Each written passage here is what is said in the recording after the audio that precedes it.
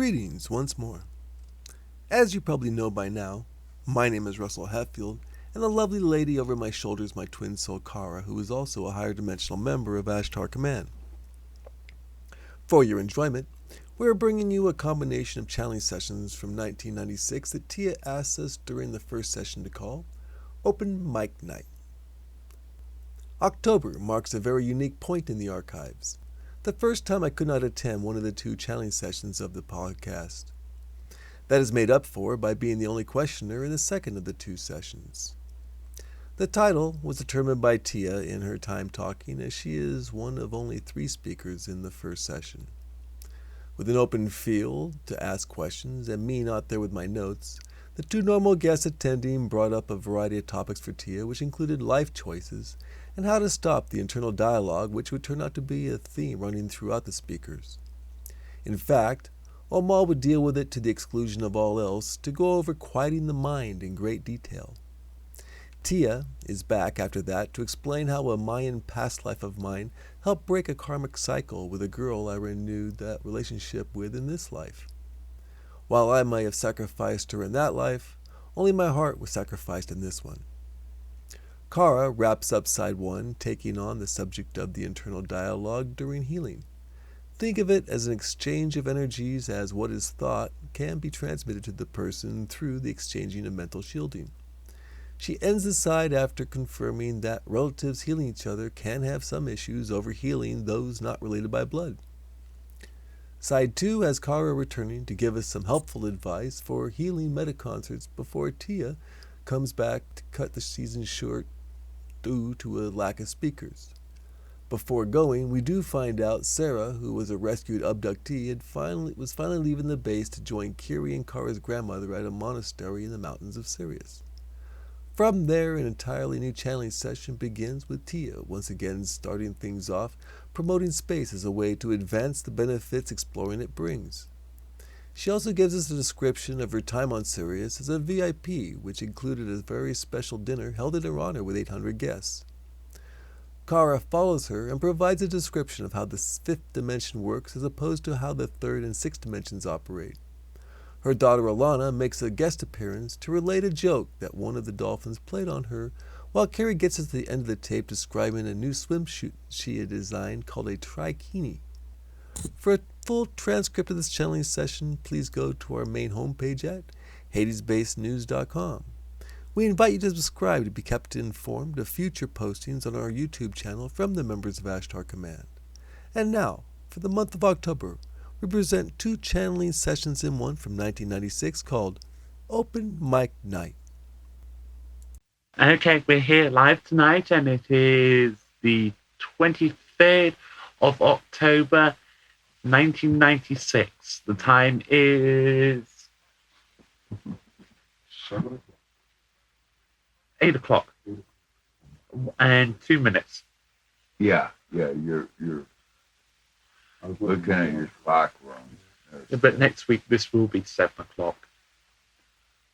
On Tuesday? Well, what I'm saying is that in actual fact it will be 8 o'clock, but it would have been 7 o'clock. We're going through the time change. Uh-huh. Yeah, I'm with you. Mm-hmm. Is it next week? It's this weekend. I thought it was the last weekend. That is the last weekend of October. This is coming up to the last weekend of October. Where have you been, Skip? This year has flew by so fast. Don't tell me you still thought it was September. I'm still in August. Matt, there you have it. That's new. That looks nice. Oh, yeah, you like that? Uh-huh. Yeah. Okay, let's get down to serious matters, as we only have a limited number of people here. Karra's here. No Kiri, and Omal, and myself. So it's just the 3 of us, which is quite unusual. Yeah. So we'll start with open questions. We'll call this tape Open Mic Night. Okay. Right. Open Mic Night. Got a question for you, though. Uh-huh. Maybe you can answer me, maybe you can't. I've got several avenues of opportunities that I can pursue. Uh-huh. And I'm kind of in a dilemma which one to pursue. Okay. Well, let's hear them and I'll tell you. Okay, a young man that used to be, well, he still is, a close associate of mine, Uh-huh. has offered for me to go to school with him and to get my certifications to become a building inspector.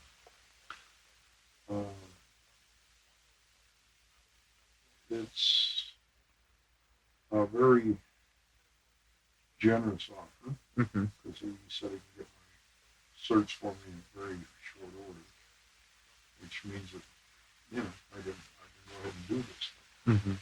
and get out of the heavy labor that I've been doing all my life. Yeah. Another associate of mine, pursuing a venture in purchasing and selling and renting property. Mm-hmm.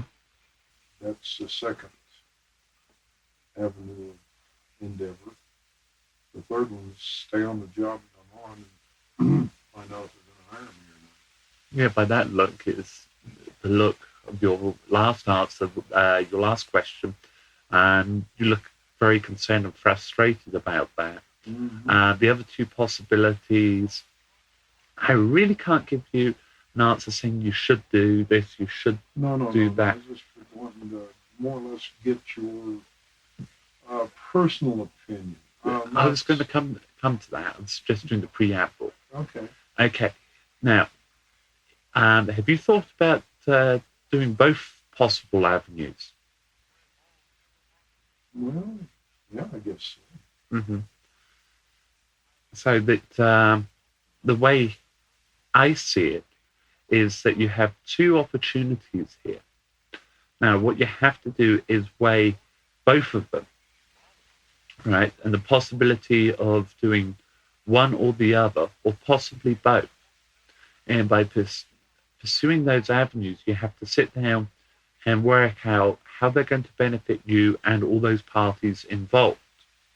What is their potential outcome, the possibilities of each outcome, and then the possible outcomes of those outcomes. Mm-hmm. So that you're not thinking, let's say it takes a week to get your property. You're not thinking of 1 week. You're thinking of 3 or 4 weeks ahead. Yeah. Mm-hmm. What's going to happen after you've dealt with that? How is it going to affect them? Are they going to come back to you if something goes wrong? Or are they going to come back to you if something goes good?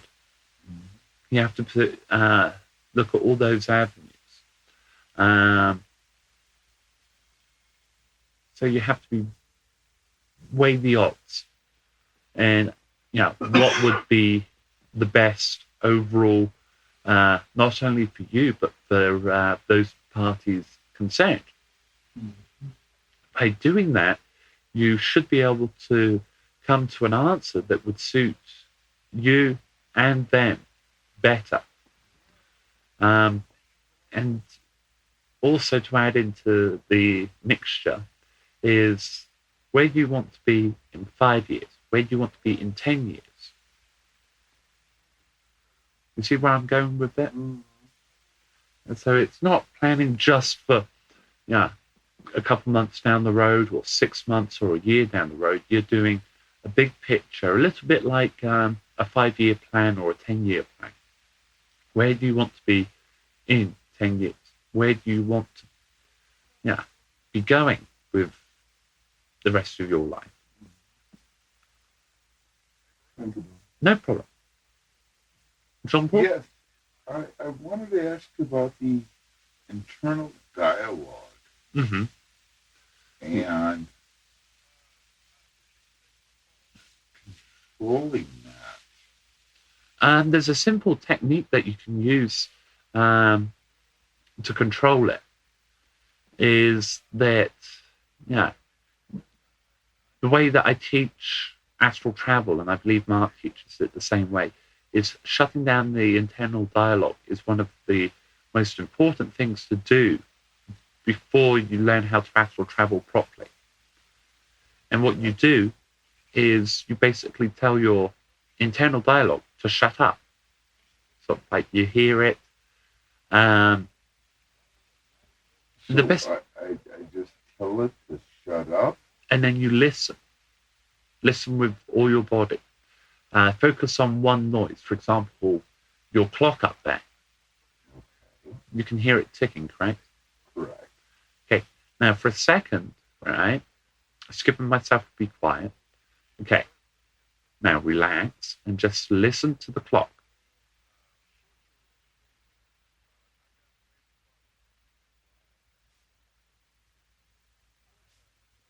Okay. Now, in that approximate 10 seconds, right, there was no internal dialogue, was there? No, there wasn't. Mm-hmm. So what you do is you focus on one noise. A handy thing to have that ticks at a faster or slower rate would be something like a metronome. Glad somebody here. Oh, okay. Yeah. You're talking about the device that Plays music. Yeah, Mhm. yeah. Let's say you have a tick, tock, or a tick, tock, or even faster, tick, tock, tick, tock, tick, tock. You can adjust the Okay. Now, Mhm. now let me re-ask the question. Mm-hmm. Okay, cutting off your internal dialogue Mm-hmm. during meditation and when you're trying to go to sleep Mm-hmm. is one thing. Okay, but like with me, Mm-hmm. when I'm at work, okay, Mm-hmm. I'm not in a meditative state of mind. Yeah. I've got to be totally focused, Mm-hmm. but I'll get some goofy rock and roll song Yeah. in my mind. Okay, now the reason why that does that is because of the thinking process. Your mind is constantly thinking. When you shut down the internal dialogue, right, the thinking level has gone much, much deeper down that you can no longer hear the thinking level.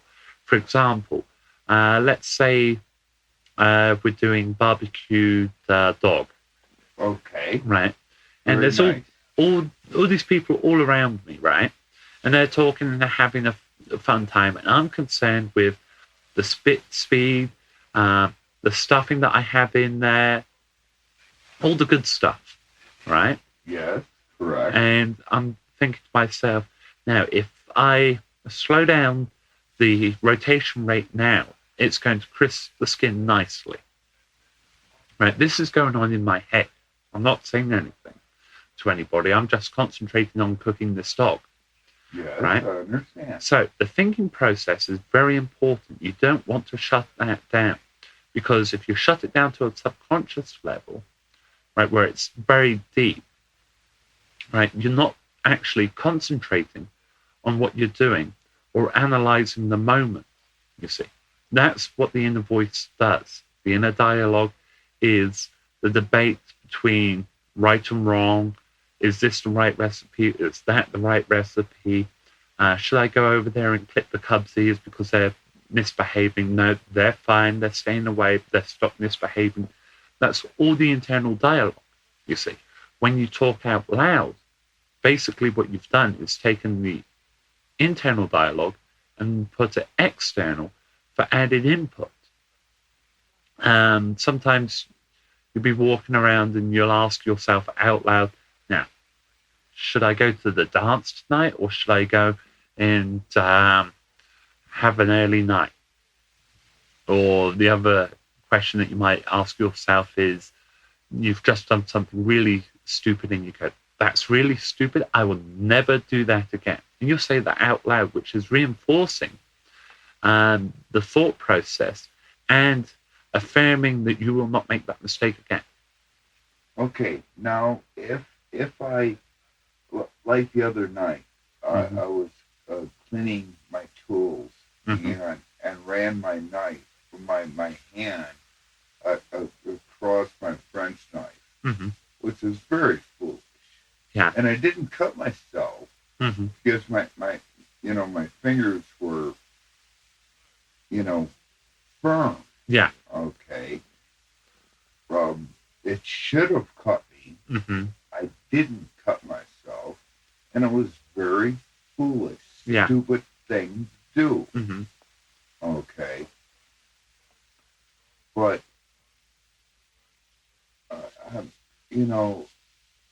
I mean, the internal dialogue Yeah. is essential. Yes, it is. Okay. I'm just wondering about shutting it off. Mm-hmm. Can I shut it off? Yes. Can I do that Mm-hmm. completely? Yes, you can. Can I just shut it Mm-hmm. down? Basically, what you do is say to yourself in your subconscious, quiet. And as soon as your mind starts to go, okay, it's quiet in here, you've already... That's the internal dialogue. That's right. But you then again go quiet and you focus on the ticking of the clock. But you don't want to do this all the time. You want to do it when you want to meditate or sleep, right? That's when you shut down the internal dialogue. Right. But it still continues, but on a deeper level that you can no longer hear in your mind.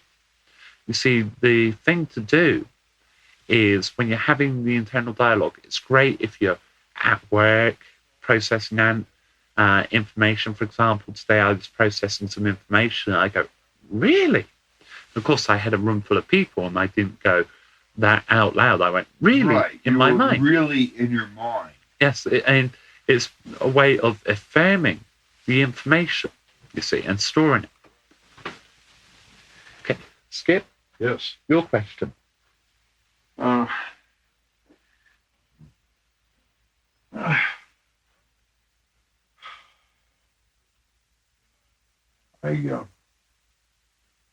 I've got a problem with me, Mm-hmm.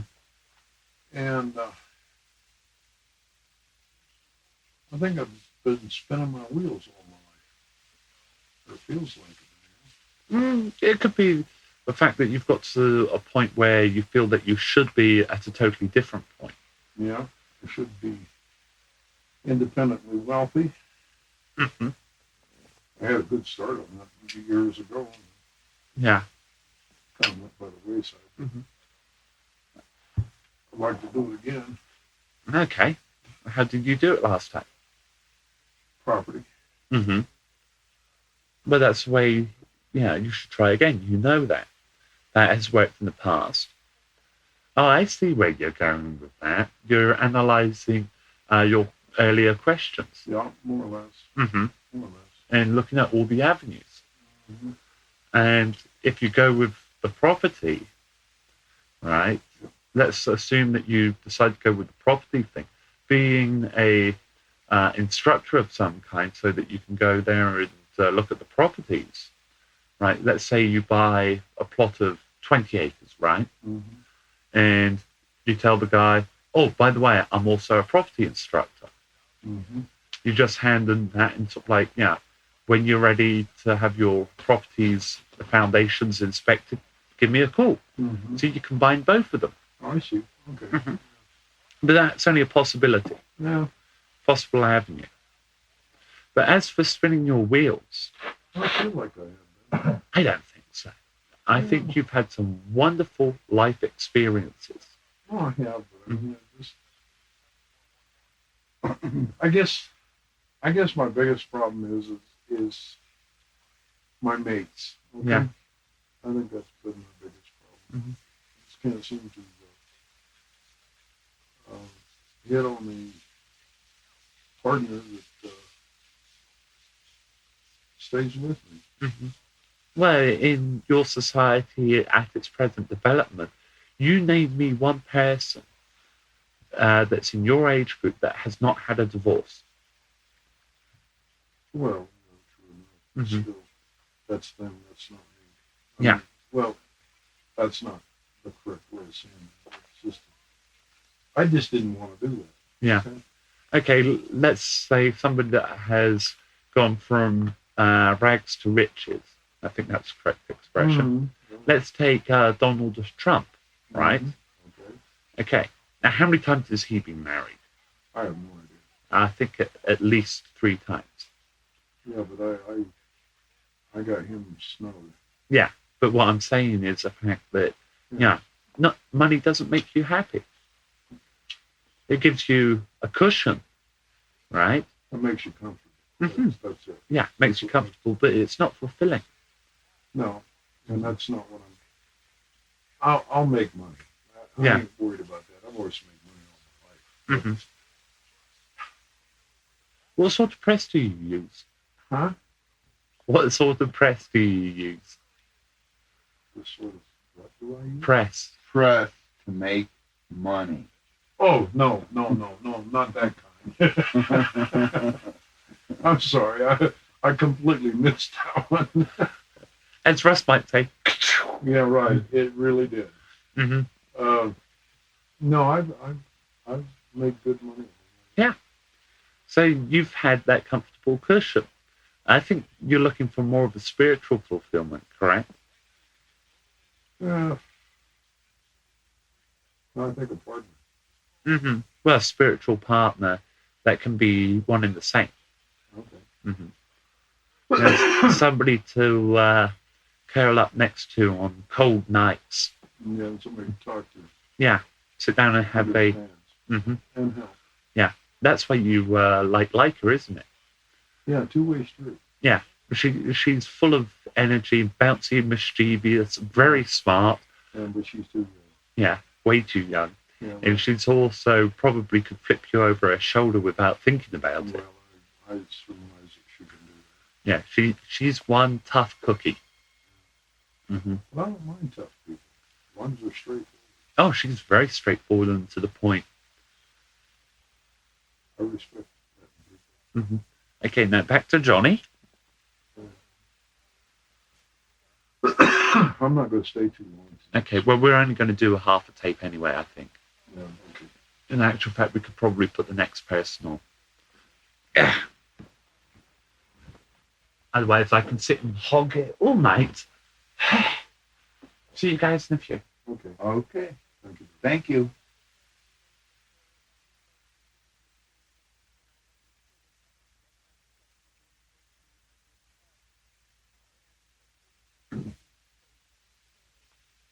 Greetings and felicitations, friends. Skip, Johnny, greetings. Good evening. And how is everybody functioning? Functioning quite well, Omal. Thank you. Thank you. Within parameters. Specified parameters? Yeah, I guess so. Okay, let us proceed by answering your questions that of many you have. You want me to start? Go ahead, John. I was about to say we can use the proverbial coin if Russ was around. Yeah. Have him manifest one. It is quite simple. Okay. Like I discussed with Tia, Mm-hmm. which you obviously overheard and or monitored, whatever you do. Okay. I'm curious about the internal dialogue and shutting it down at the right time and also being able to shut it down while I'm still in the working mode. You don't want to do that when you're in the working mode. Okay, thank you. Somebody such as myself on the 7th dimension, we still have the internal dialogue. It is part of the thought process, as Tia stated. It is also a handy way of relaying information on higher levels in the telepathic mode.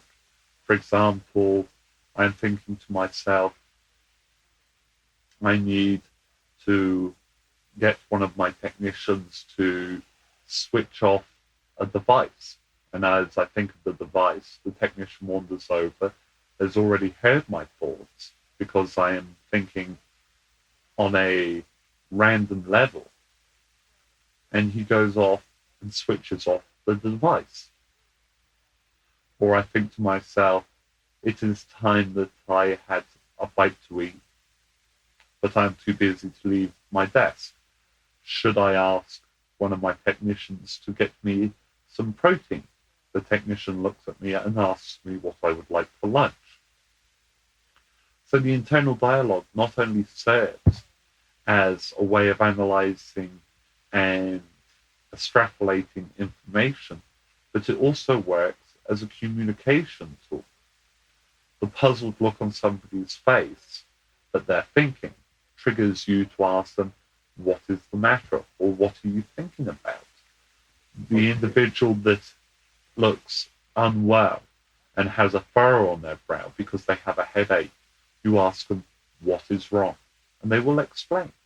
So it is not only used as an analyzing process and extrapolating information, it is also used as a communication tool.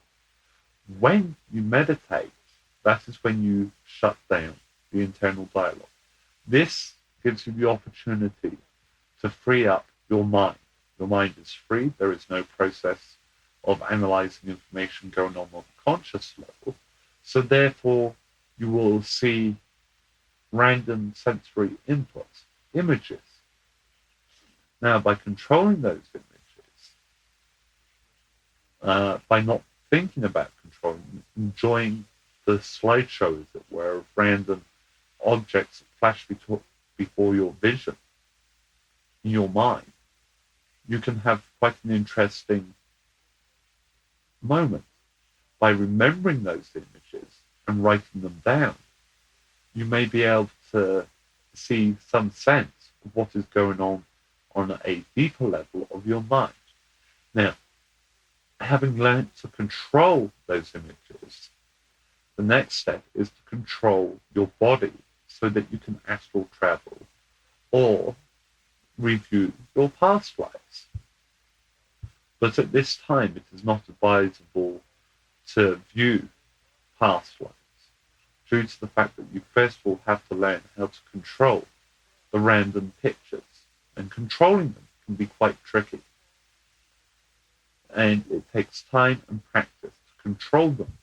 What you need to do is to focus as if you were looking at one object and follow it and bring it in close without thinking, bringing it in close. That is where you may run into some problems with the internal dialogue.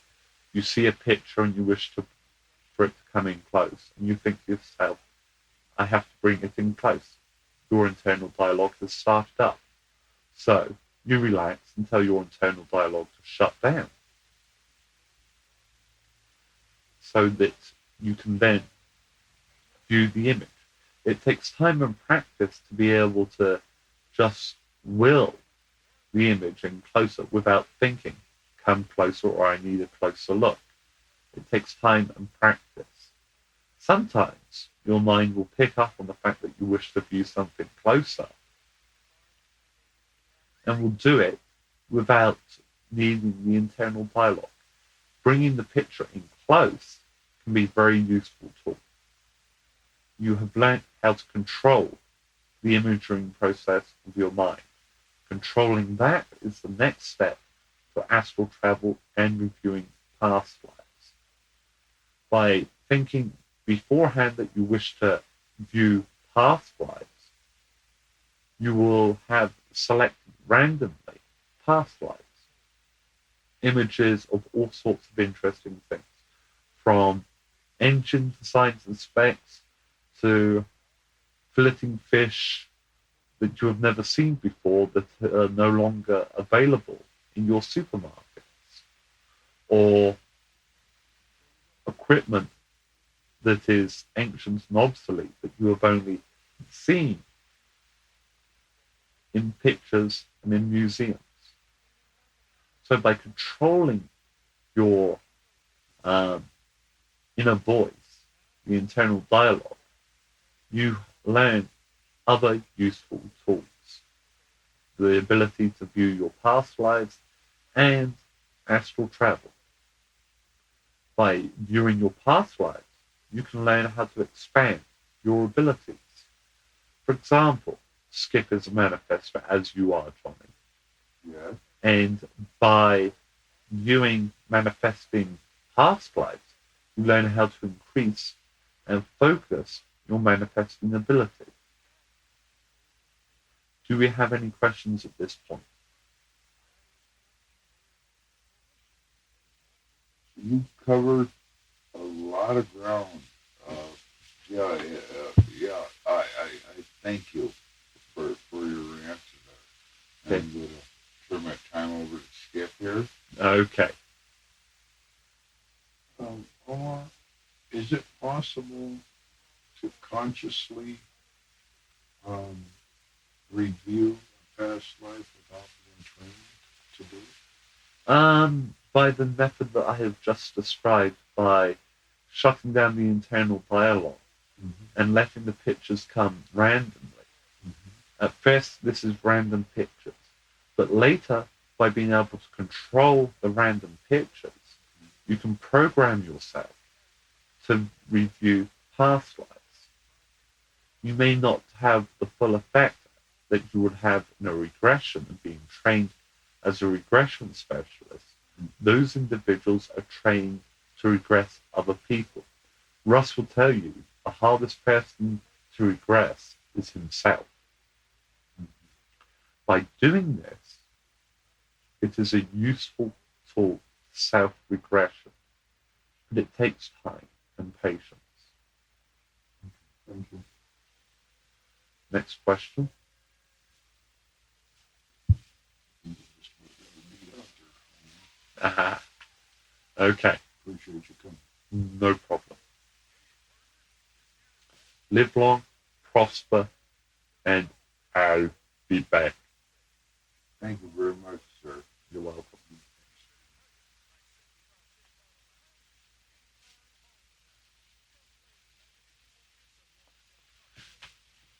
Incy Wincy spied up and climbing up the spout. Down came the rain and washed poor Incy out. Out came the sun and dried poor Incy out. Incy Wincy Spider is climbing back up the spout. You're in a good mood Oh, I am, yes. There's just going to be myself, the Cubs, and Mark. Brrr. Oh, better be careful what you're in for. There, young lady. Fair fight. So you're going to make Mark proud that he's happy. No, I've got other things in mind. Oh, yeah. Oh, yeah. Okay, let me be sensible and serious. Okay. Let's talk about Sirius. How's Carrie has gone to Sirius, Mm-hmm. and Mama's passed on. No, that's the Mother Superior, the head abbess of Kieran's grandmother's monastery. Okay. Now, do they have someone lined up Well, to replace her? there's three possible people, and one of them happens to be Carrie's mom. grandmother. Grandma. Mhm. Okay. Yeah. Excuse me. Kieran's mother is being reborn. She passed away a long time ago, probably about, I should say, close to 30, 40 years ago. Okay. Yeah. Well, let's talk about that. Let's talk about past lives and past life regression. I don't know that much. I've been regressed quite a few times, and Russ actually did one on me through Mark's body, but we won't go into that. Okay, that's personal thing Yeah, that was. between you guys. Yes. And I won't, go into that. But what about past lives?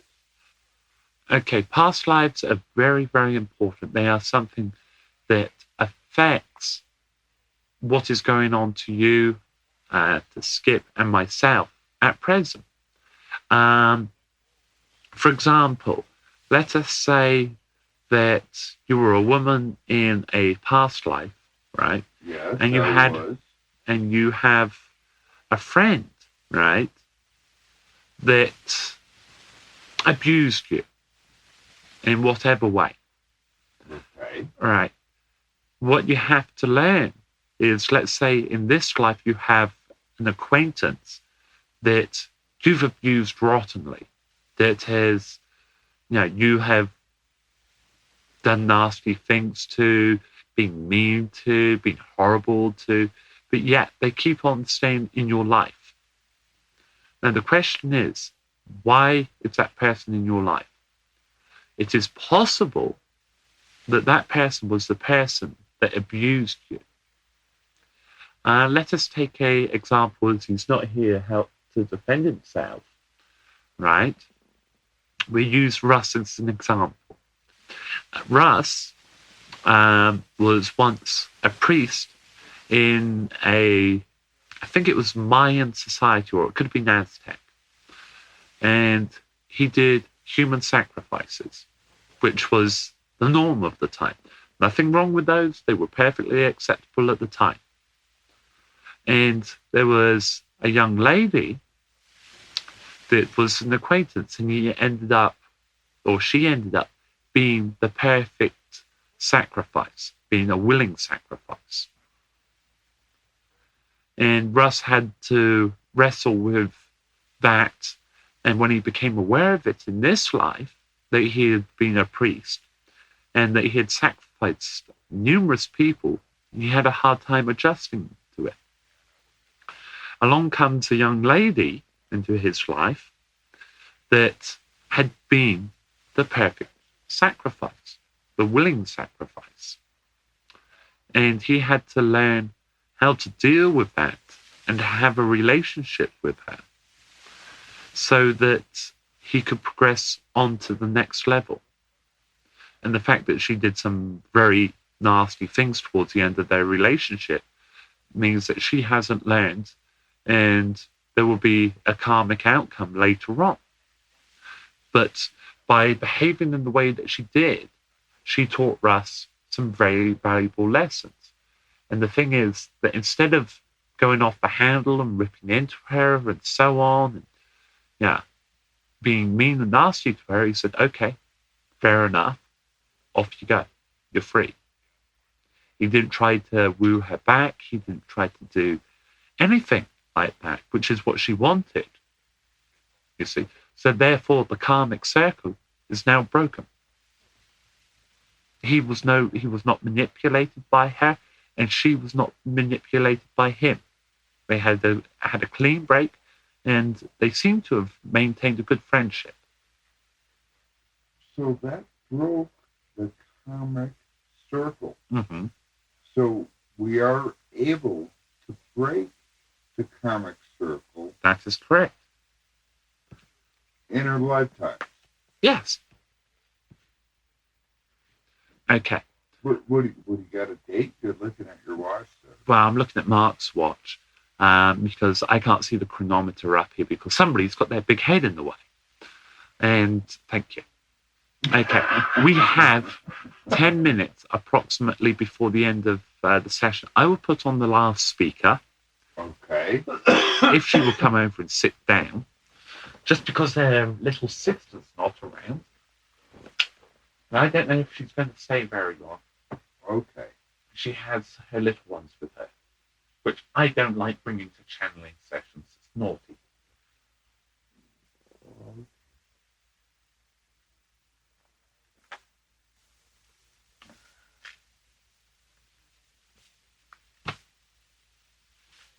Hello. Hi, Karra. How's How's it things? It is functioning fine. How's the kids? The kids are well behaved. They are sitting patiently. I do not have a babysitter this time. Circumstances alter situations, though. Yes, unfortunately. But it is a learning lesson for Tia to learn patience with little ones racing around. It's Okay? good for her, isn't it? Yes, it is. Okay, welcome. Fortunately, my love is not here tonight, so we can debate for a while. A free conversation on the merits of healing and dealing with healing matters. Okay, now with myself being a healer and a manifester, I want to still touch on the subject, Okay. okay, about internal dialogue. Okay, I understand. Now we can proceed on an avenue of how does the internal dialogue help with being a healer. Now this will involve both of you. Okay, the necessary importance of the internal dialogue when healing is very important. You have to remember how to heal, how to pull the energy out. Is it the arm that hurts? If I press here, will this occur? If I touch there, will I be able to pull the energy out? So the internal dialogue when healing is very, very important. It is also thinking on, okay, this person is going to be better. By thinking this in the internal dialogue, you transmit it to the person that you're trying to heal because you have hands on and they are inside your shields. You are flowing their energy. And in return, you are giving them the feeling of positiveness, of being able to heal themselves. What you're actually doing is transmitting the thought to them. That is why it is useful in a meta-concept healing to have a coercer, because instead of having a large number of minds all thinking positive thoughts, you have one person that opens up the individual that has been healed to the incoming thoughts of positive healing. The positive healing is the key to healing.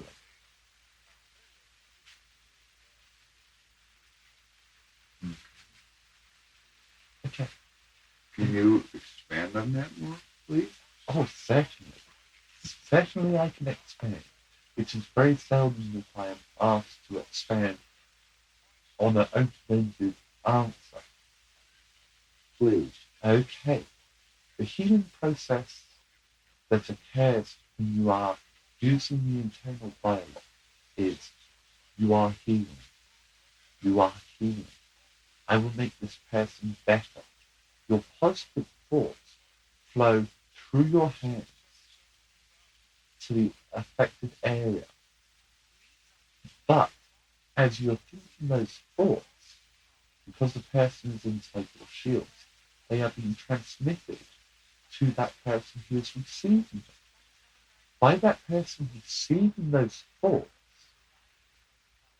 then they hear it on a subconscious level, and their body works in the healing process with them.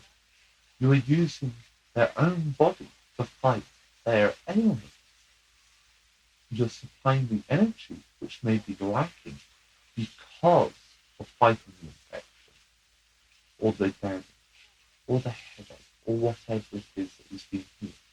But the energy that you're pumping in is being directed by their mind, which is being directed by your thoughts.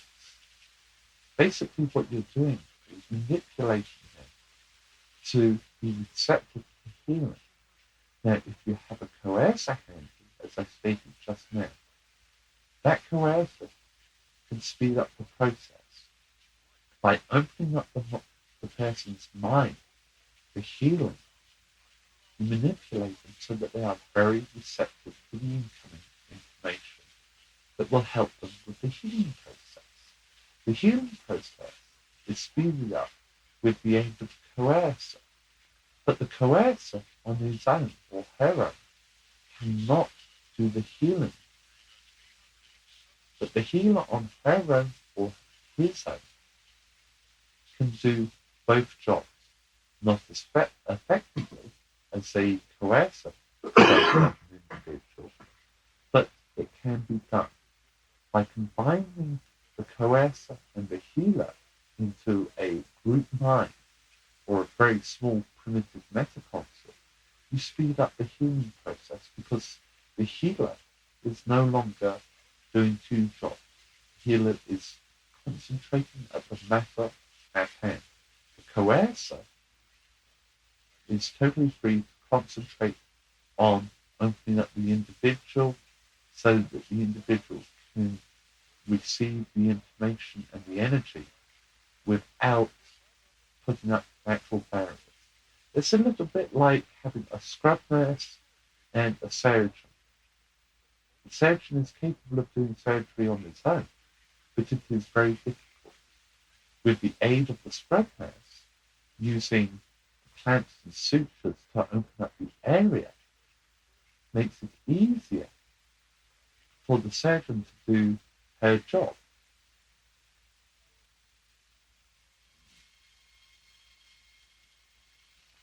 But the healer on her own, or his own, is quite capable of doing the job, but it is more work for the healer. With the coercer, which sometimes you may not have access to a coercer, it makes things easy. You see? Yeah, that clarifies things. Let me ask you about the shielding. Mm-hmm. Now, one Skip or myself is doing a healing on someone. Our self shielding surrounds the person that we're healing. Am I correct? Correct. Basically, what you're doing if you have a multi-layered shield is that you're putting inside your shields so that it is easier for you to manipulate the healing. When somebody is sick, their shields are weak and easy to cut through. It is like using a scalpel to open up the flesh. You do the same when you open up somebody's shields to be healed. How do I perfect self-healing? By the same way that you heal others. As is commonly quoted, Doctor, a healer heal thyself. You know your body well. You look at the areas that are damaged and you concentrate on those areas as if you were healing somebody else. However, your energy has to be brought in from outside as a healer. So you suck in energy from outside to be healed. Let us say you have a damaged rib. Okay? Let's say Mark's body is the damaged body, that it is my body and I have bruised my ribs. I fire up my hands and I place them over the damaged area so that the energy is flowing into the damaged area. But because of the damage, my energy is tainted with the pain. So I have to bring energy in from outside. I bring it into my crown chakra and I pull it down through to the affected area. My hands pull out the energy that flows up my arms. And this is where it gets tricky. It goes down and out through the root chakra, but it must not touch the incoming energy, because if it does, the energy that is incoming becomes tainted with the pain and suffering. So it has to come in through the crown chakra, down to the damaged area. Right? It comes back out and it goes, well, we could go up, down the side, and then join the chakras and all the way down through that way. But if you loop it over, it works just the same. But it must not touch. you must visualize that energy coming in and looping and not touching. If you happen to penetrate totally the healing loop, then you disconnect, you take your hands away, you wash them, you relax, and then you try again. If it touches, you have to work harder to make sure it doesn't touch again, and it will take longer to heal the area. Thank you. No problem at all. Let me ask you about third dimensional healers healing each other and working on each other. Yes, that is commonly what happens up here. A healer, let us say my ribs again. Okay. I bruise my ribs. It is much easier for me to go to another healer to get that healer to heal me. Rather than trying to do it yourself. Right. Okay. So on this dimension and in our space and time, with Skip and I both being healers, Yes. we could assist each other in the healing process. That is correct. I got the same thing. Can I intercede here a little bit? Certainly. I have the same thing with my daughter. But with my daughter and myself being of the same ascent, I have to change the color of my healing power. I can't use a white light on her. That's correct. I make her sick if I do. Why? I will. I'll upset her. Yeah, but why? Why do you make her feel unwell? Well, because our genders match, from what I can understand. Is this correct? Yes. In a healing, a male healing a female, there is a lot of, especially if they're of the same bloodline, a lot of love. And that will cause an overload, you see. So you have to change the pattern a little bit. So I changed the color. Yes, it is like trying to pack in a lot of milk into a container. It explodes. And it is the same thing. The explosion happens inside the person's stomach, and up comes all that they have ate. But if I change the color, in other words, if I'm... No. Okay. Let me interrupt you. Go ahead, real Joe. quick here, Skip. Okay. Now, I'm understanding that it's a green light as opposed to a white light. Excuse me again. That's only in metaconcert. Yeah. Now, listen to me. In metaconcert, as I understand it, as I've been educated by channel, okay, by this lady right here, all of us use the same color. Yes. Which normally you wouldn't be concerned with color. That is correct. Okay?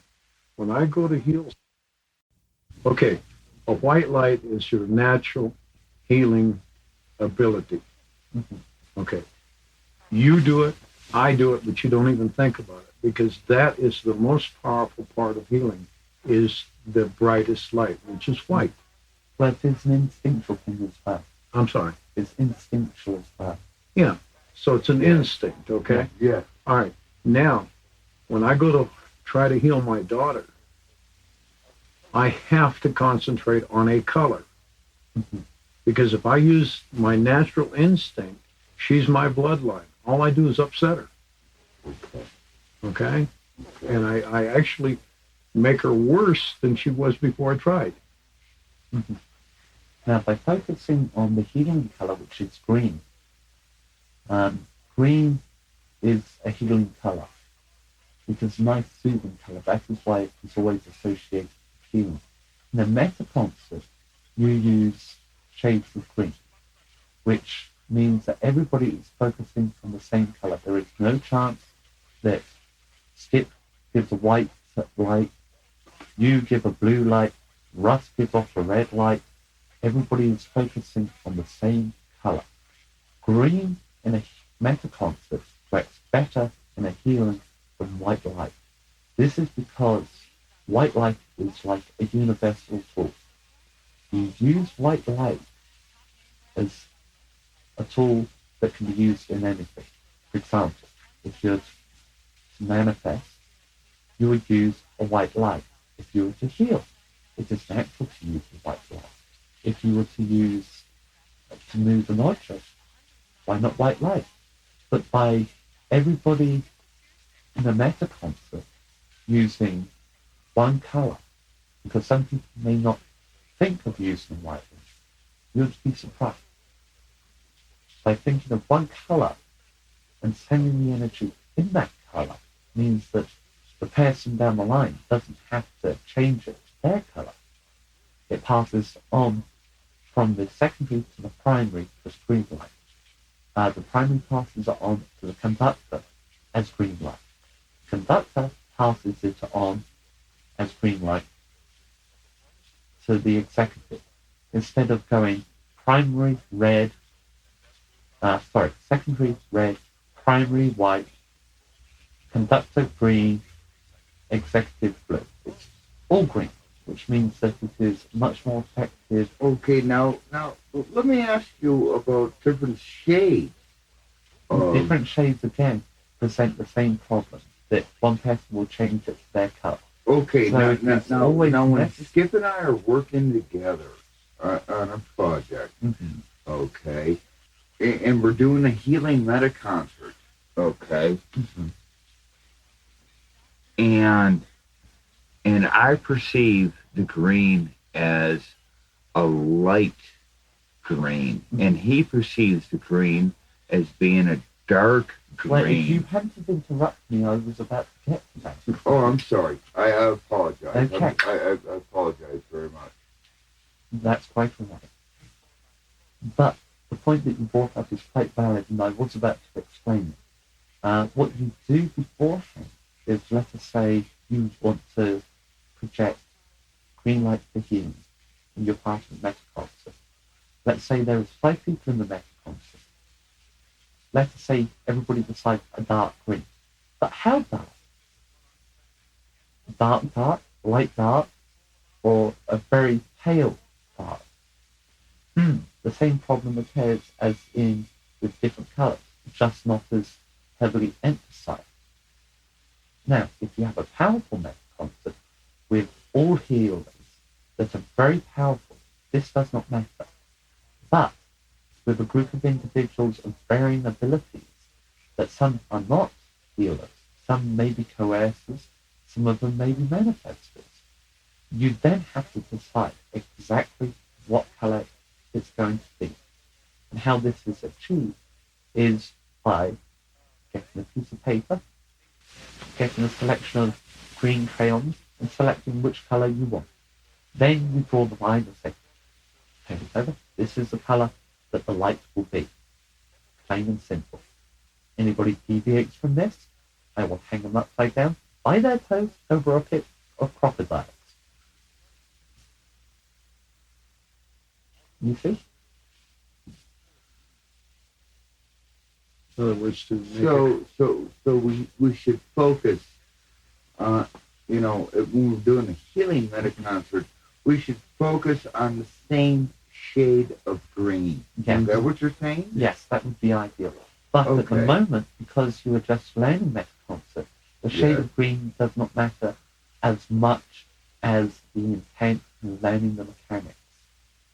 The feline with the neck injury is a prime example of the colour didn't matter on the shades of the colour. The feline's healing process was speeded up exponentially. It would have been sped up even quicker if it had all been the same colour.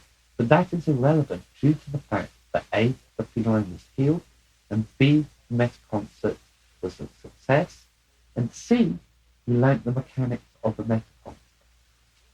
You now know how to do a healing metaconcert. You can practice until it becomes second nature, and then you can proceed to the next step of getting the colours right. Okay, thank you. I've been told to pop out as here is saying that my children are trying to dismantle something over there. Thank you, darling. Thank you very much. Appreciate It's been very informative. Appreciate it. Take good care of your kids.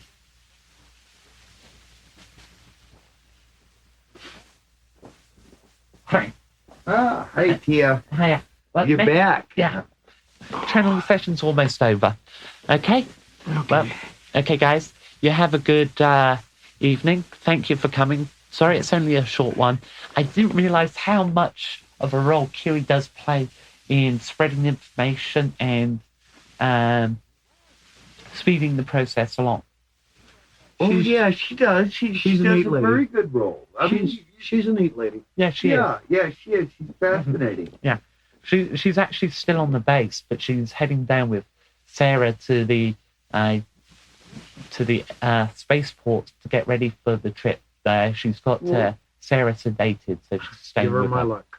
Well, Okay. it's understandable that she couldn't participate. Well, tonight. Sarah, But yes, we miss her. mhm. you Sarah know. apparently had a pretty nasty nightmare. She took a nap earlier on, screamed. It made me jump, right, because it was transmitted. The first time that she transmitted a thought made Kiri jump and scared the poor hell out of Mark because it was on our frequency. Oh boy. How old is she? And she's about 25. It's hard to say with all that's been done to her. Oh boy. Yeah. Yeah. Okay. Anyway, I'll see you guys next week. Okay, Tuesday or Wednesday, darling? Tuesday. Okay, good. Frank. Good night. Good night. Thank you so much. No problem. at all. Appreciate this.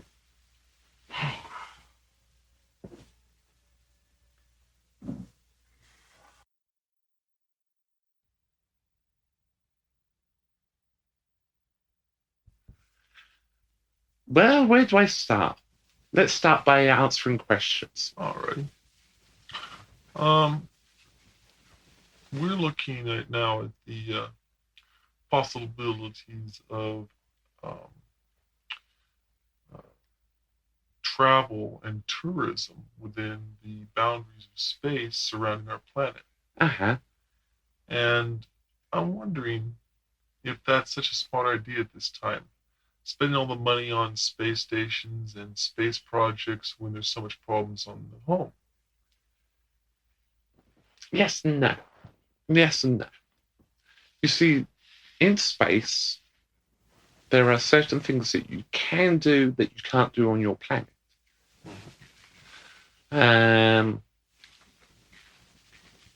Yes, it is important to heal the planet. It's also just as important to research things and facts. Now, from space, you can observe more about your planet than you can from your planet.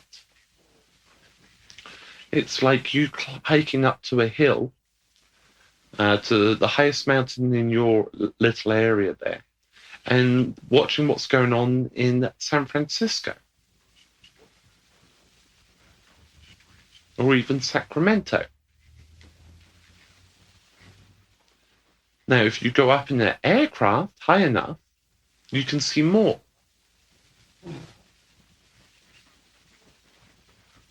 So it's kind of a catch-22, actually, in my opinion. Well, we have satellites to do all that. I'm wondering what the economic benefits are of actually building a space station and putting up people up in space that we aren't already accomplishing with satellites.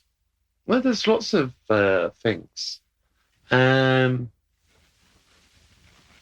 can see much more of the planet, certainly with satellites that can be taken care of. But I'm talking about growing things that you cannot grow or make on your planet. For example, Perfect ball bearings, crystals, certain medical drugs. The purity is much, much higher in space than on your planet. well, being as we don't have much choice of where the money would go if it wasn't going to space, it doesn't really matter. But for example, things like fusion power. Mm-hmm. we're looking at 30 to 60 years away before it's even available for public consumption. Would the use of the money for that possibly speed up an alternative fuel such as that? Now, that's a possibility, but it really is a catch-22. You see, once you're in space on a regular basis, and you have people up there for long times, the fusion process will speed up because of the drive that is needed for a better and more efficient power for up there. You see, it's kind of like history really isn't my field, but I'm going to make some generalizations. It's kind of like warfare and aircraft. Now, from what I've heard, the aircraft in 1914 were very flimsy and very fragile, right? Right. And by 1918, they were fairly tough and robust and reliable. And then 20 years elapses where there is some progress made, but not wonderful progress. And all of a sudden you have, in the space of 5 years, you go from piston aircraft to jet aircraft.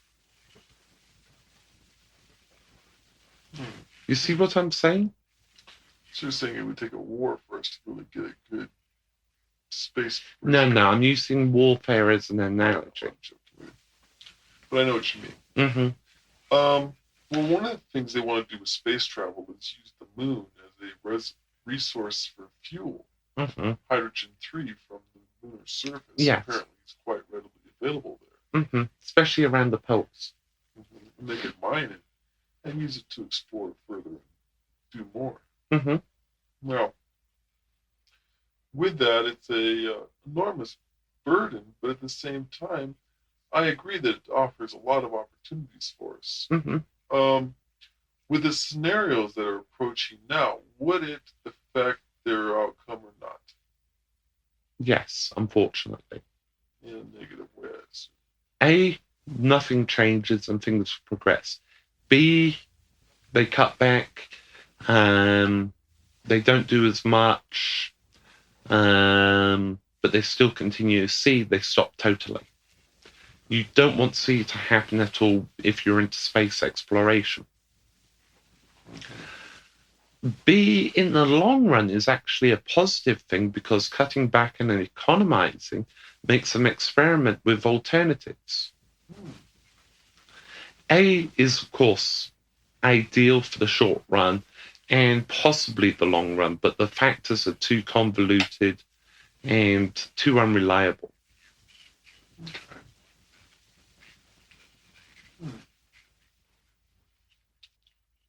Now, we stopped going to the moon quite a few years ago.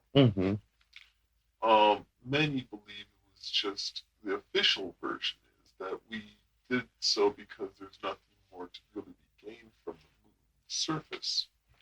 Which is bunk. So, is it some weird reason I don't know about that they just stopped going to the moon? No, not really. Most of it was fiscal. At the time, there was nothing more that they could let. It is very, very expensive. With the shuttle, it's actually now cheaper. Oh, okay.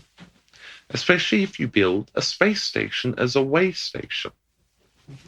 You see, in the Entertainment 2001, they have it quite correct. That by building a space station, you fly up, and then it's a simple stone's throw or hop to the moon. Very, very simple. Now, with this gas helium-3 on the moon, is that something that could be used to assist us here on the planet, or is that simply something that's best left in space? You're really asking the wrong person, aren't you? You're asking me technical engineering questions when I am not a technical engineering expert. Okay, well, that's pretty much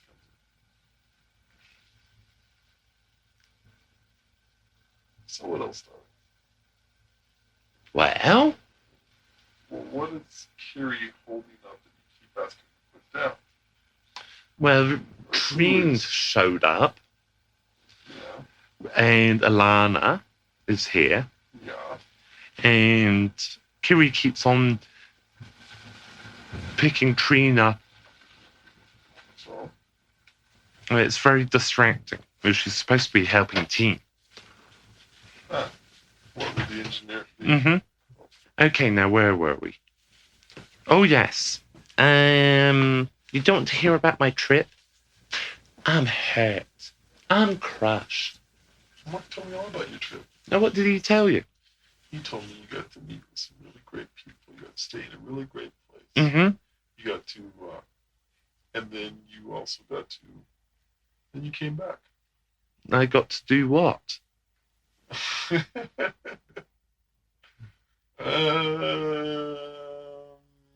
Oh yeah, meet up with some friends of Kiri's. Oh, we had a blast. Excellent. Mm-hmm. Any good restaurants?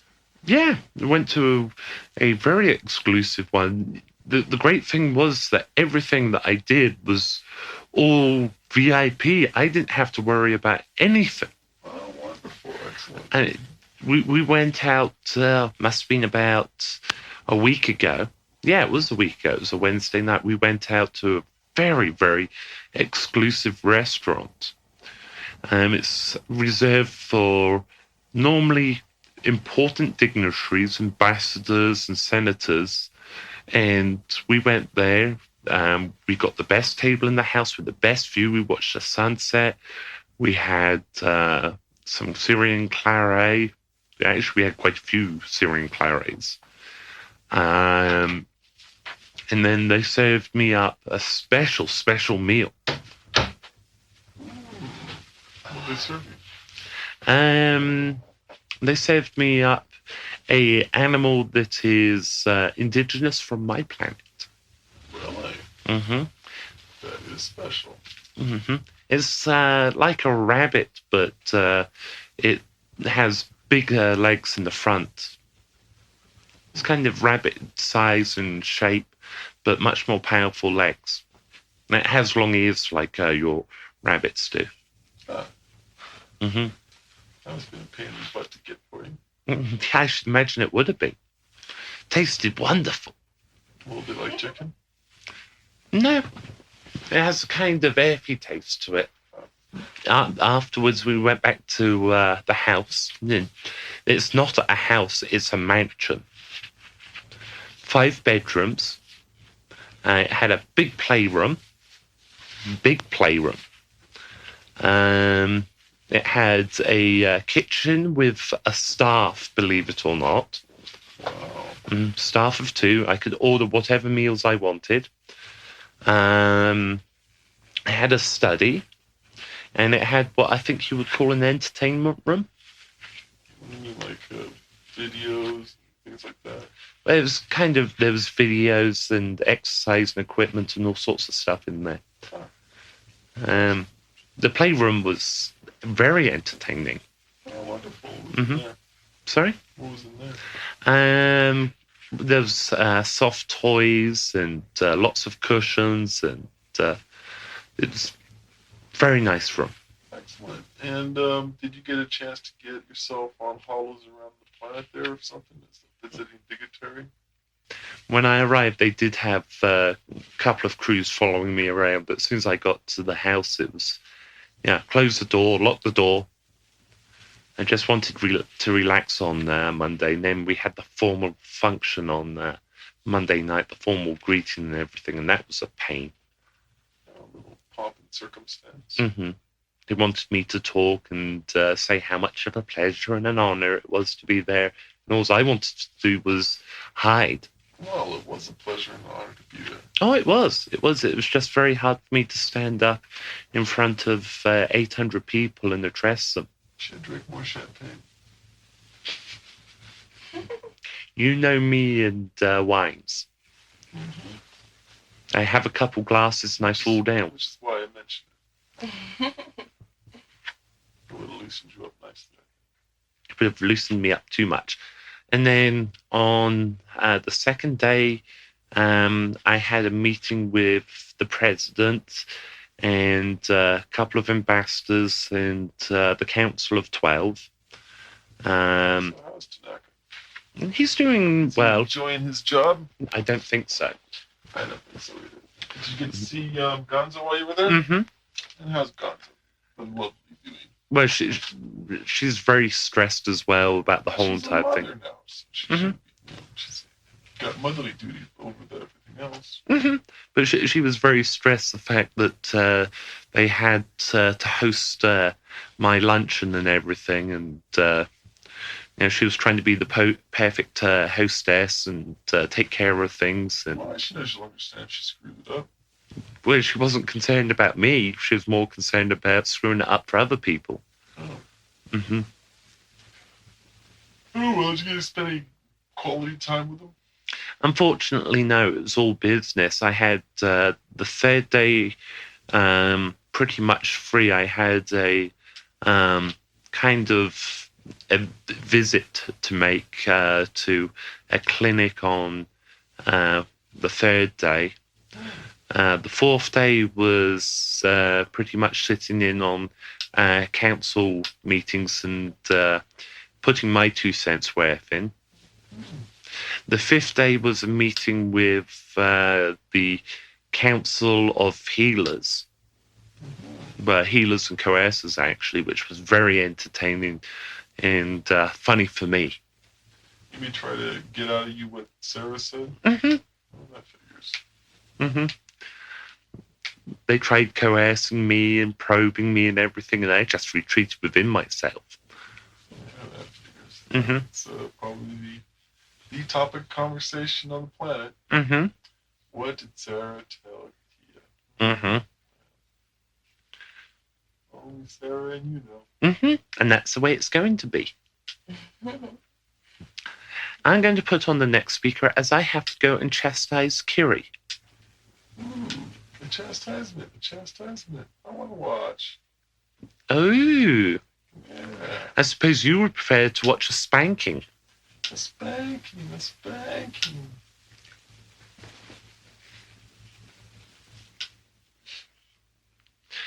Are all third-dimensional males like that?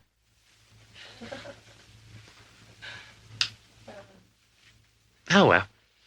Fine. Hey.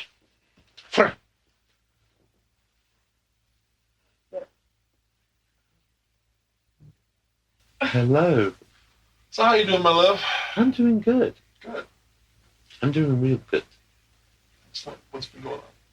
Well, I did a session with a couple the other day that wants to go home.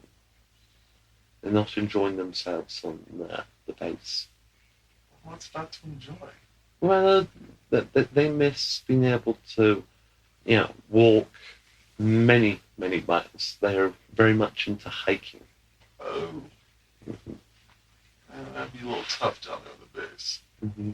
They've been here a year now, and they really are not enjoying themselves. Also, I've had numerous meetings with various officials that have come to the base in relation to the upcoming talks. Oh, I did. Mm-hmm. So that's kept me pretty busy. Can't they just go up on the surface and walk around? You've got to remember the laws of Fifth dimension. yes. That's true. Mm-hmm. So, what would be the problem? Fifth dimension is a very convoluted kind of dimension. Mm-hmm. Things get very tweaked around. Oh yes. Okay, I will use Kiri's analogy, and I will try to mimic Kiri, which doesn't work. Okay. In its simplest form, and this is very simple, let us say you are sitting in a room that is in a fifth-dimensional space. In fifth-dimensional space, things are not as they appear. Let us say you are sitting down at a table to eat. In front of you is a plate full of your choicest food that you really enjoy. Mm-hmm. You may be able to understand this easily with a hungry stomach. Mm-hmm. Okay. You reach down for your fork. But your fork is the same distance away as before you reached for it, even though your arm is fully extended. So you reach for it again, leaning forward, and it's still the same distance away. You get up and walk around the table, and you pick up the fork. You reach over for the plate, and the plate is still the same distance away, even though you've reached for it. You see, the thing is with fifth dimensional space is that because of the physics, things don't appear as they are. Another way to describe it is it would take 4 steps to cross this room. In a fifth dimensional space, you could get up and you could walk all day and never cross the room. However, if you sat down for 5 minutes and got up, it may take only 1 step to cross the room. So it's not a constant distance thing. It changes frequently. So what causes that, Karra? You're asking the wrong person. Do you have this problem? Not where we are, Oh. No, they're in fortunately. a 6-dimensional bubble. Mm-hmm. You know what? The only way I can understand that is at nighttime. Mm-hmm. Headlights of cars, if I'm going to cross the street, they seem to be further away or sometimes closer. Mm-hmm. And it's really hard to judge if I should run or if I can walk across the street Mm-hmm. to have enough time to get on to the other side. Yes, it's kind of like that. It's kind of like you're never sure on the judgment of distance. Yeah, the light almost blinds me a little bit. Mm-hmm. It's like you could have a room this size, right? But inside the room, it is huge. You know, it's big enough to walk and run all day and never reach the other side. Photography does that wonderfully. Mm-hmm. Yes, there are actually, thinking about it, there are some good examples that Russ has seen over the years. A picture of a person standing in a room, and they're standing in the corner, and they're all hunched over, but yet the person standing next to them looks real tiny, and they're standing in the other corner. Yeah, I've seen them do that. And that's kind of like the fifth dimensional space. Actually, it reminds me kind of like that Knott's Berry Farm when I saw it way when I was really young, Mm-hmm. where they had water that ran uphill, Mm-hmm. and the pool table is angled, but all the balls still rolled over like they were going downhill. Like they were going uphill. Yeah. So that's basically how the fifth dimension appears.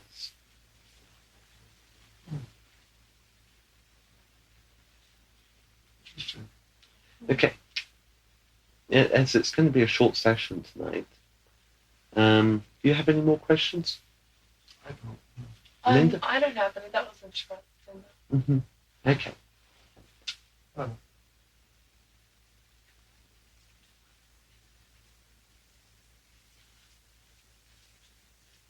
Fran. That's it.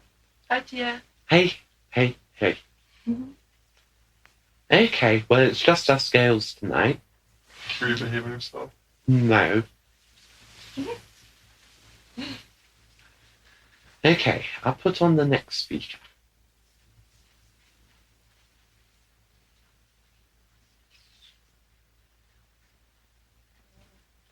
Hello.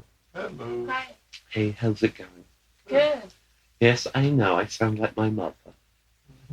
That's all right, love. Alana, I don't know if you've met Linda yet. No, I haven't. Alana, this is Linda. This is Karra's daughter. It's a Oh. pleasure and a delight. Yes, you do sound like your mother. Thank you. I am not my mother, though. That's who I thought it was right Mm-hmm. I am primarily, I suppose I'd better do some kind of introductory type thing. Bio. Oh, a bio. I am primarily a marine biologist. Oh, wonderful. Mm-hmm. I work a lot with dolphins. I love I'm also a linguistics expert. And I do a lot of work with the dolphins, understanding and comprehending their thought processes and their communication abilities. It's very entertaining and interesting. I get to swim a lot. I'm also the mother of 3 children. One of them mine. Like my auntie. In fact, I'm very much like my auntie, I've been told. That'd be cute. Mhm. Okay. I am very, very inquisitive. My biggest goal in life is probably learning to understand more. So that's wonderful Mm-hmm. to have the curiosity and the absorption Mhm. to the ability, and then have good people around you that actually feed you with the correct information. Yes, it is. It is great. Correct information can be a perception. What is Yeah. correct for one person may not be correct for another. Exactly. Mm-hmm. I also enjoy practical jokes. Don't I, Russ? Indeed, you do.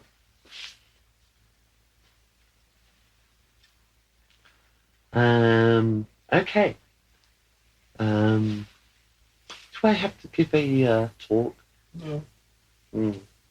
unless you have something prepared and want to. No, I don't actually. I came wandering down on the spur of the moment to see my mother and my auntie. Well, I'm glad you did. We haven't Mhm. seen each other in a long time. No, we haven't. I've been very busy. You haven't chatted in a few weeks. A few months since before the birth of the baby. That's true. Mm-hmm. And so, how you like being a mother of 3 now? It's a lot of work. I'm not going to have any more for quite a while. Well, that's probably good. Mm-hmm. Excellent. How are the dolphins doing? How's that one from Earth? It's finally fitting in. I've spent a lot of time communicating. Do they communicate differently, or Mhm. do they look different?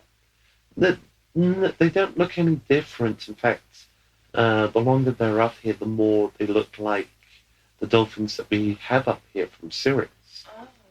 Oh. Are they very beautiful and innocent looking, and they love to play? Oh, do they love to play? That's what I love. Mm-hmm. They're very mischievous, very playful.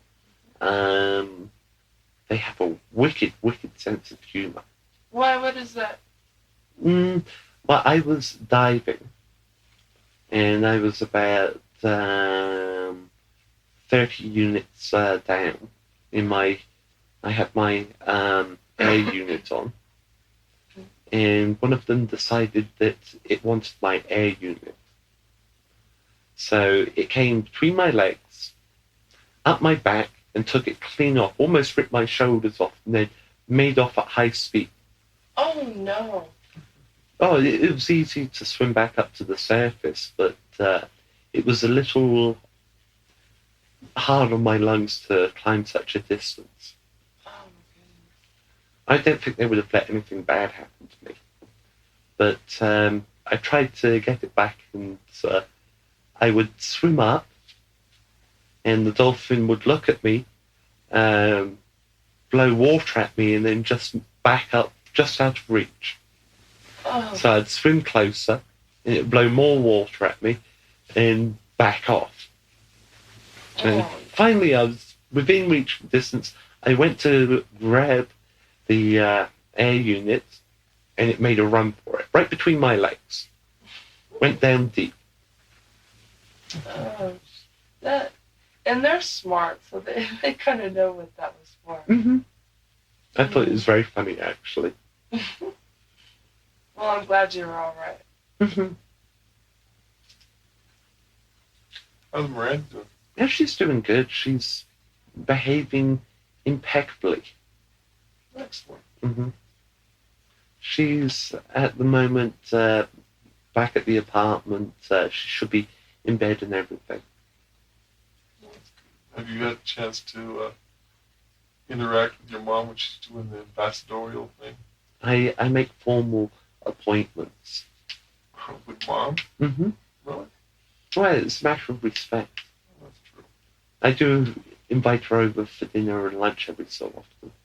That's good. Mm-hmm. Excellent. Excellent. And your girlfriend? She's doing fine. Good. Mm-hmm. She's going to be gone for 6 months, unfortunately. Oh, She's what's going to Sirius for a refresher course. 6 months? Mm-hmm. Long refresher course. Well, it's an opportunity for her to work on the latest equipment and get some refocusing. Oh, that's good. Mm-hmm. Excellent. I think she needs it a little bit. Well, we're having a short night this evening. Oh, okay. So we've got, I think we've got Kiri left, Mm-hmm. if I'm not mistaken. And are you going to be coming by more often now, maybe? Or? I'm going to try. I'm going to try. If you can, it'd be great. Okay. And I will work up something for... Tia was quite correct. That is very distracting. I agree. I'll try to stop up and say hi to you and we'll have Okay. girlfriend. I suppose Mother's projecting, is she? Mm-hmm. Okay.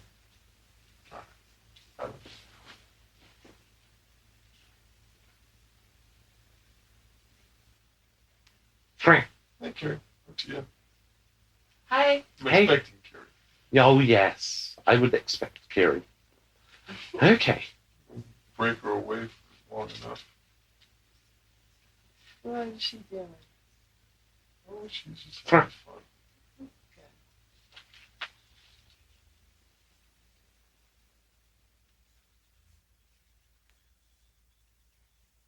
Hello. Hello. How are you doing, Linda? I'm doing great. That makes 2 of us. Good. Mm-hmm. Mm-hmm. Yes, I'm doing good too. Oh, you are? Hmm. Okay. I suppose I should answer questions. Okay. Well, Well, got a couple for you. yes, I would like a couple. On the gases that are trapped in the moon. Mhm. 3. Its uses on Earth, would they be a benefit to Earth, or is it strictly something that should be kept in space? It would be a benefit. Depends how you use it. Like anything, if you use it wrongly, it can be very detrimental. Hydrogen-3 is very useful. Very, very useful. Now, why is it called hydrogen-3? Because there's 3 atoms of hydrogen. That's right. And being so, it means it's more potent.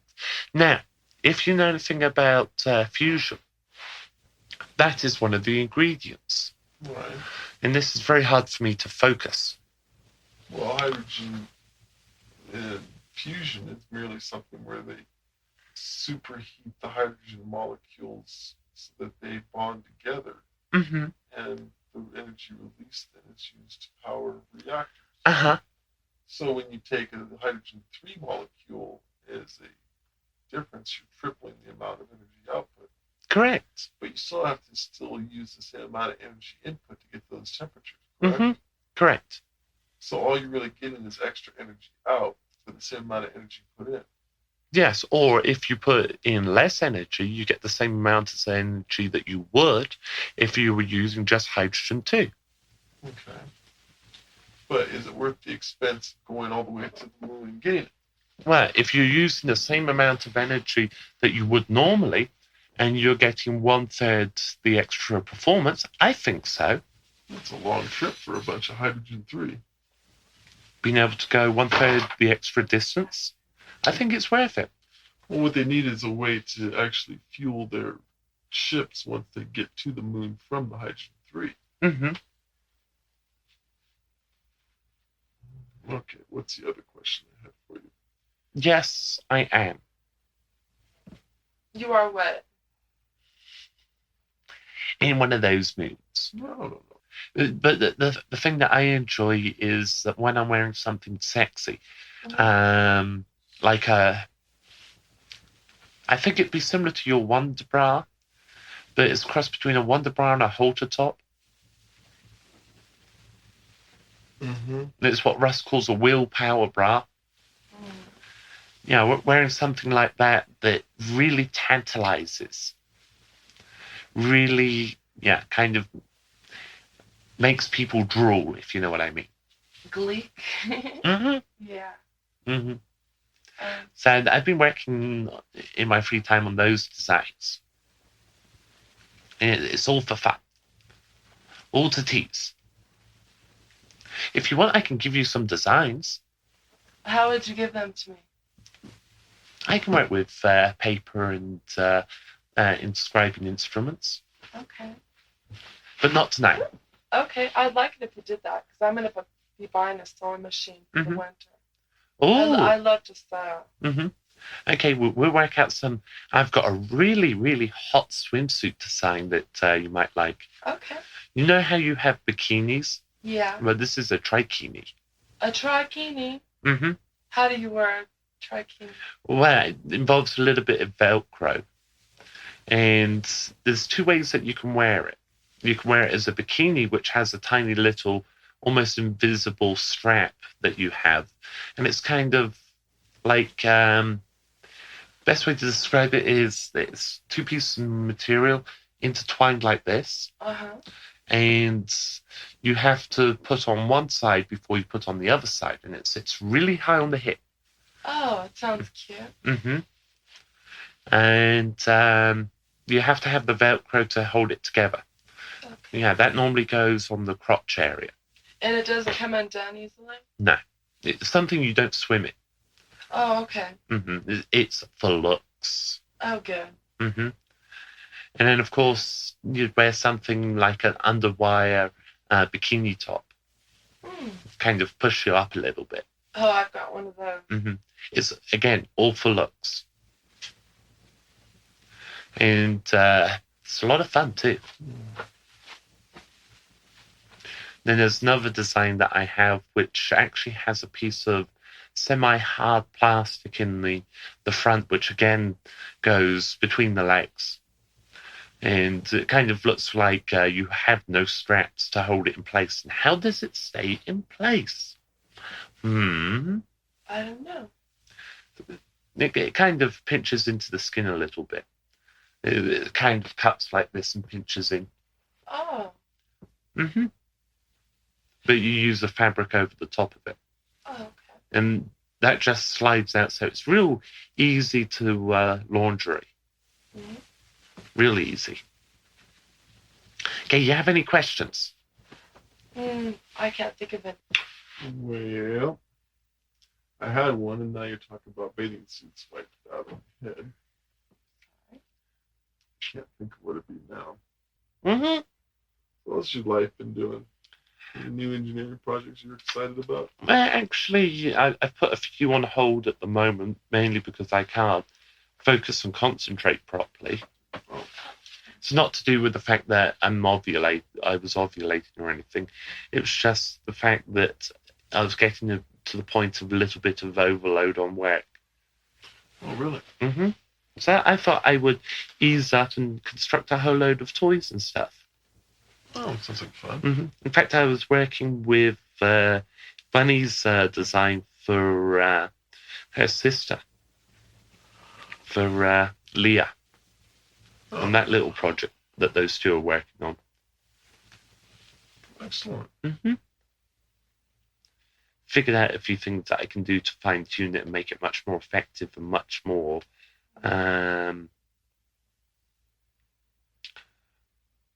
beneficial. Okay. Mm-hmm. Well, how much time do we have left on the tape? Should almost be over. I can't tell. It's actually too dark. But you're right. Oh, we got about another 1 minute, 2 minutes. Ooh. Well, I'm glad everything's going good for you right now. Mm-hmm. I think so. Excellent. Guess who's got her rollerblades back? I'm Everyone expecting a nice broken arm soon then. Carrie breaks her arm every time she gets these things. Hey, I've had them back for about a month. They're a great way of getting backwards and forwards from the lab. You break your arm on rollerblade? I've broken my arm twice so far. I broke my tailbone on skate. Ooh, Yep. that hurts. Just had a bad fall. So. Mm-hmm. So I've got a little hook on the end of my tail. Mm-hmm. Just like a cat. Kind of like Tia. Yeah. Apart from Tia's actually protrudes out of the skin. Oh, mine does too. Oh, really? Yeah. Maybe there's been some genetic manipulation going on and you're descended from the wrong.